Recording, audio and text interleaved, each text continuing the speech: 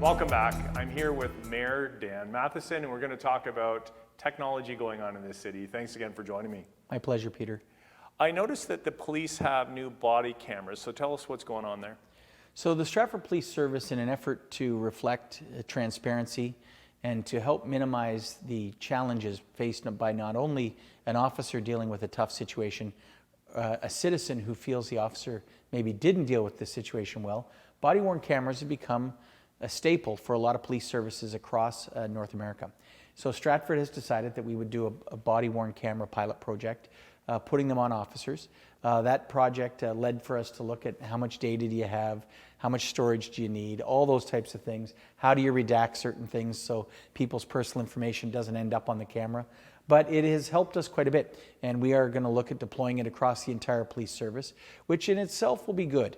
I think it speaks to modern police service, which is no longer called a force, but it's a service. And it's dealing more so with people of mental health challenges, social issues, than it ever deals with crime. But it allows us in those situations where there has been escalation of a situation, whether because of assault or some type of violence or others, that there is a video record of that.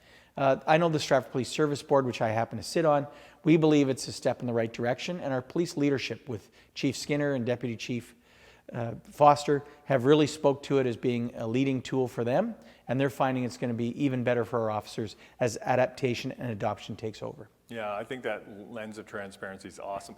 Okay, the city's got some great apps. One of the apps is this parking app. So tell us how that's being received and what does it do?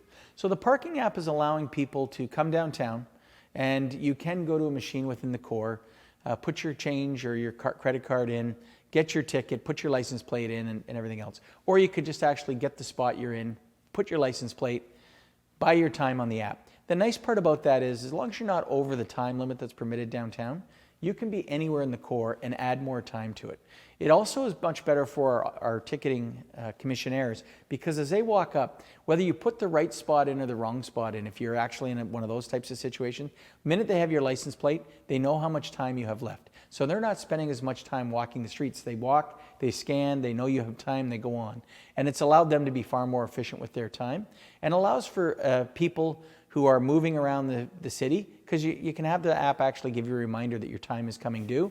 And you wouldn't believe how many times people get tickets and say, gosh, I was out spending money in your community and I forgot about the time. Well, this way, your phone reminded you that you either need to add more time or go back to your vehicle. Right. And it allows us to actually keep track of the usage in the parking spaces even better, which I think helps us understand capital projects going forward. How many parking spaces do we need? What are our peak times and demands, and how can we address those? Yeah, I think it's a wonderful technology from a personal experience as well. The other technology is for the buses. So that was launched. What's it doing for people that are riders in the bus service? So Pandemonium is the app that we have used for Stratford Transit. People use it for on-demand service where they can book their ride. GPS factor within it allows you to know when your bus is coming and where your bus is. We're working on an app for the Perth County Connect buses that run from London to St. Mary's to Stratford to New Hamburg on to Kitchener Waterloo, and for the one that goes across the county. And that app will actually help you integrate when that bus is coming to where your bus might be here in the city of Stratford. So if you're meeting at either the transit hub or somewhere, you'll be able to make sure that you make those connections. And it's all part of an integrated world now.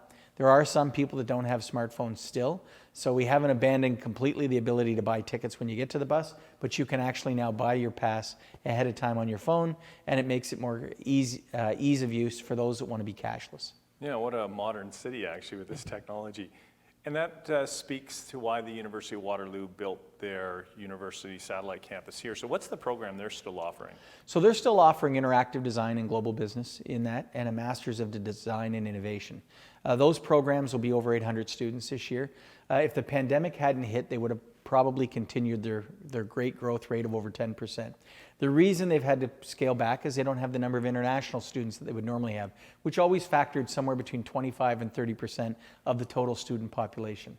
That program has seen a lot of change because it's not like it used to be where the students were in the building together all the time.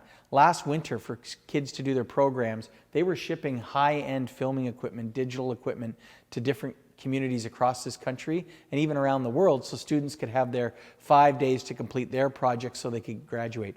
Took a real logistics effort on the part of the University of Waterloo. They had all the equipment back, none of it was damaged, and I think it really moved the program along. And when you're over there now talking to the students, they're looking forward to the pandemic being gone so that they can get back to being part of the community, but more so being in that collaborative classroom together. Perfect. And is there anything, you're always working on something that's exciting and new with technology with the city.